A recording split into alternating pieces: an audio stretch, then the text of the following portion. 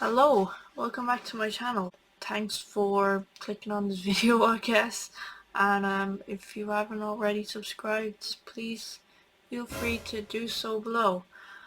So now that the self-promotion is out of the way, we can get on to the actual video. Just before we start, actually, I just got a new webcam and I've literally learned how to use it like 5 minutes ago, so please forgive me if I don't know, the audio isn't great. I also don't have a microphone and a camera right now, so I'm using like the camera's like built-in audio thing, and yeah, I don't really know what I'm doing, so please don't like shit on me if it's not up to your standards. I'm sorry, I'm on a budget here. But yeah, anyway, so a few people DM me on Instagram and they were like, oh, I liked your Elder Scrolls reviews, and I was wondering if you're doing Skyrim. So when I mean people, I mean like literally two people. So yeah, this is what I'm going to be doing today. Like basically you guys ask and I deliver. So getting on to the actual video. I got like so sidetracked there. So yeah, basically Skyrim in a nutshell, like in case you haven't heard of it or like played it or anything, basically it's just like this open fantasy RPG. It's next in the series after Oblivion, although it's set 200 years after the events of Oblivion, so it's not really relevant to the story. Skyrim was originally released back in 2011 for PS3, Xbox 360 and PC, which were the leading consoles at the time. But like if you fast forward 10 years later to 2021, well I know it's 2022 now, but let's just, for the sake of the video, let's just say it's 2021. And yeah, Bethesda's kind of taking the piss now. Like they release it on like literally everything, including Amazon Alexa. And yeah, Bethesda, just to give it some context, it's kind of faced a lot of criticism from Elder Scrolls fans recently, and also Fallout fans, especially regarding the infamous Fallout 76 game, which I'm not going to go into right now. Give it a Google. But yeah, that is for another video. So yeah, Bethesda not too long ago, they got purchased by this tech giant Microsoft for $7.6 billion. And this, among other things, has led to the said Bethesda fans. They kind of believe that Bethesda may have more of an interest in money and commercial activity rather than the fans themselves and what they want. Because basically they've, among other things, they've kind of just let the Elder Scrolls 6 fall by the wayside, or kind of off the wayside at this point. And they just kind of basically just re-release Skyrim over and over, like everyone's sick of it now. And they're not even going to be releasing the Elder Scrolls 6 for PlayStation. They're only going to be releasing it for PC and Xbox, and it's not really a big deal for me because I play on like all platforms, but I can see how this could be like annoying for PlayStation only users. And yeah, also on top of this, like the new Xbox is called the Series X. It's not even like that good, I heard, compared to the PS5. And I actually have played on the new Xbox Series X, and it's really not that different from like the Xbox One, besides like frame rate or something, which I don't really care about. And the PS5, I looked at like people using it and so, and it's like, trust me, it's like so much better. Yeah, so I don't think this was a good idea for Bethesda because they've already lost a big audience before they've even like released the game. Like I don't think this is off to a great start. But yeah, they're just kind of interested in doing other stuff like Starfield, which kind of looks cool, but I can see how this is like annoying for hardcore Elder Scrolls fans. So yeah, I know I'm getting sidetracked here, but I think this was important to add in, as this is why there's so many different versions of Skyrim, including the Special Edition, the Legendary Edition, the Anniversary Edition, Todd Howard Edition. Actually, I made it up. But yeah, you get the idea. So yeah, Skyrim is such a good game. Like it still holds up 11 years later. Bethesda is still milking it by re-releasing it. And if you look on the subreddit Skyrim, there is nearly always some new feature or detail discovered in the game, as well as the countless memes and in-jokes that came out of this game, including the arrow in the knee and the fact that everybody hates Nazim. Do you get to the Cloud District very often? Oh, what am I saying? Of course you don't. So, first of all, I'm going to cover gameplay. So the basic gameplay, it's not that different from Oblivion. It utilizes fast travel to previously discovered locations. The only difference is you need to either walk or travel from a stable to towns or cities. They don't appear automatically discovered on the map. The stable horse fast travel system, I think it's kind of a nice nod to the Silt Strider fast travel system in Morrowind. Now the travel obviously is much easier and you don't need to rely on terrible directions. So yeah, you're kind of getting the best of both worlds. You can spend your time exploring the world, clearing dungeons, doing quests and errands as usual. The NPCs in this game are more realistic than previous Elder Scrolls games, or at least nicer to look at anyway. But the flapping flotsam, what's that? And the game scraps the persuasion minigame and instead you engage with them more naturally, and your speechcraft and mercantile skills have merged to become occasional speech options depending on the situation and the skill connected to buying and selling. The crime system is also different. For example, in previous Elder Scrolls games, if you murdered somebody in Bruma, for example, and you ran away to Leywin, you're still going to have a bounty. Stop right there, criminal scum!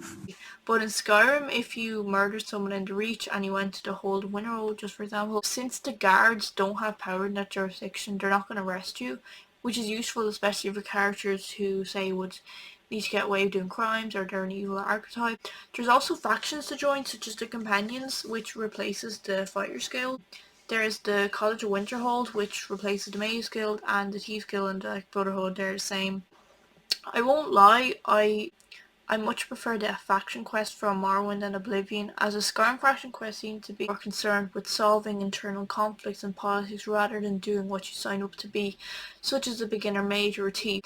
Say, to give an example, when you first start the Companion's questline, you're basically told, like, you're less than nothing, you're gonna have to do a few jobs to prove yourself around here, but, like, you do 2 quests, I think, and they're not even really proper arms for hard quests, and then suddenly you're considered a high-ranking member of the inner circle, and yeah, you just kind of spend the rest of the short and underdeveloped quest line feeling more like you joined this weird satanic vampire-themed cult rather than a fighters guild, where in comparison, say, Morrowind and Oblivion, where you're expected to do boring errands in local areas such as killing rats in the basement and escorting someone out of a cave before it even crosses the high-ranking members' minds to assign you to more important tasks.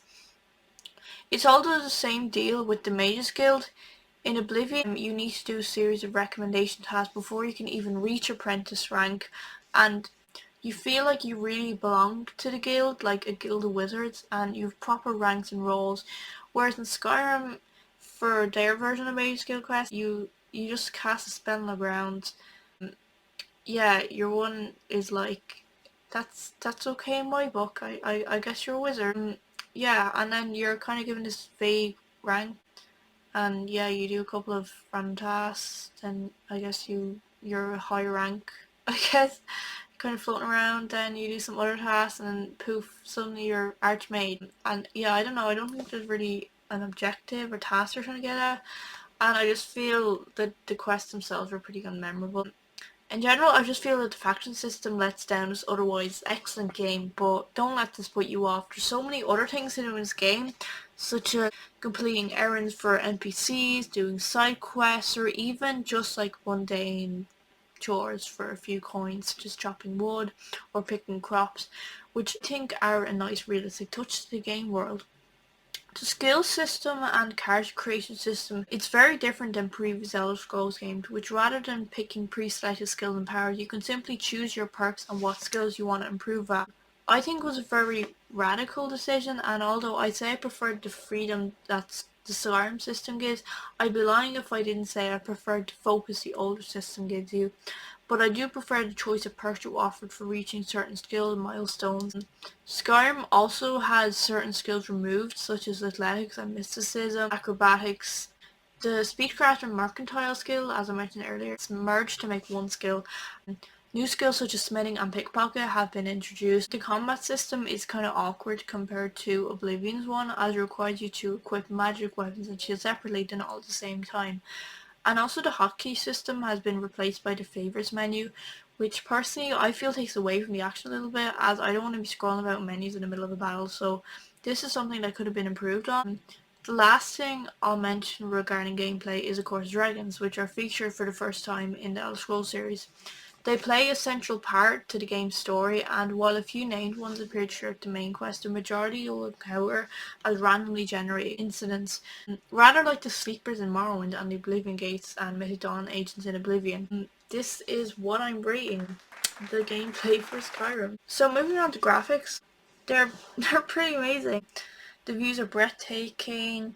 The attention to detail is amazing, especially in interiors and landscapes. I don't really have anything bad to say about the actual world design. It's pretty much flawless, besides maybe the odd glitch here and there. However, the NPCs let the game down a little bit with their weird one animations, and the fact that there is apparently no fat, tall or short NPCs in this game, but at least they're better than this. I don't really have much else to say about the graphic, since you can always download mods to improve them. I guess they could have done better with the low res textures and the low poly models, but to be honest, these can be overlooked. And in general, graphically, this game is still very good. So this is what I'm rating the graphics.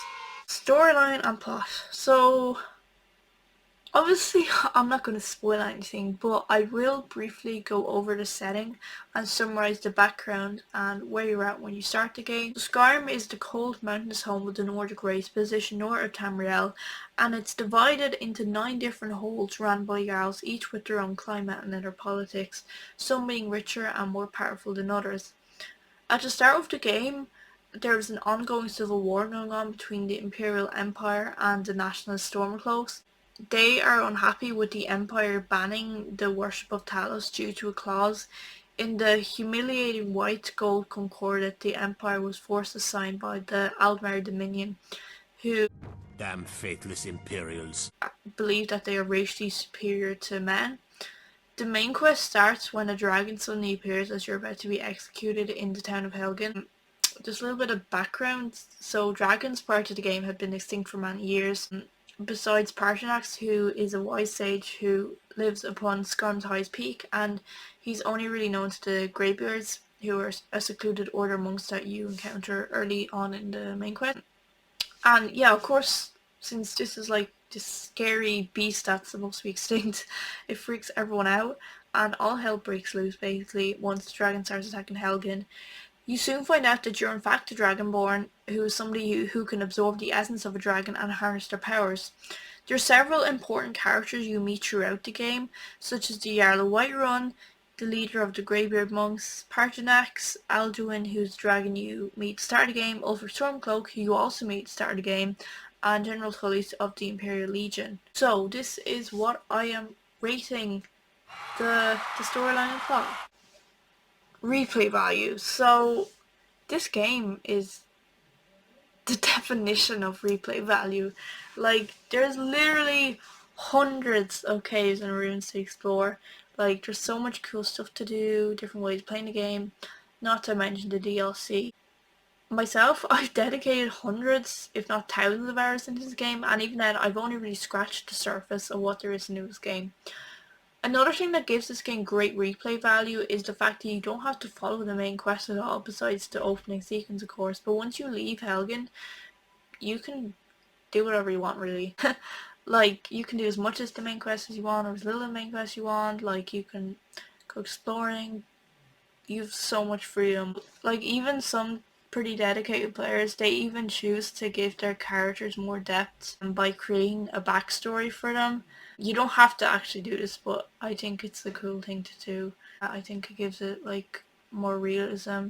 And on top of all this, there's also the fan-made mods you can get on Nexus or whatever, and yeah, so the possibilities are quite literally endless.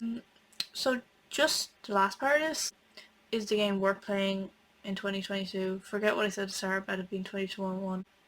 Yeah, absolutely. I mean, even after 10 years of the initial release date for this game on 11th November 2011, even though this game has been like milked to death, amazingly the community for this game is still very much alive and thriving, especially on social media such as Reddit, etc. and there's thousands of mods out there, and even if you get bored with the vanilla game, the low specs aren't too hard on your PC. And sorry, going back to what I said, there's like all the mods as I explained earlier, like there's so much stuff to do. Yeah, as I said earlier, since it's like on every console out there, like even on Switch, it's accessible, and the PC, the specs for it aren't too hard on your, won't be too hard as long as you have a decent computer. So yeah, there's no excuse for not playing Skyrim. The only negative aspect actually that I say might be the slightly dated engine, because it is obviously a pretty old game now, and oh yeah, the FPS rate, it might be kind of low or like flickery or something, and there's a few glitches, but like I think that kind of adds to the charm of the game.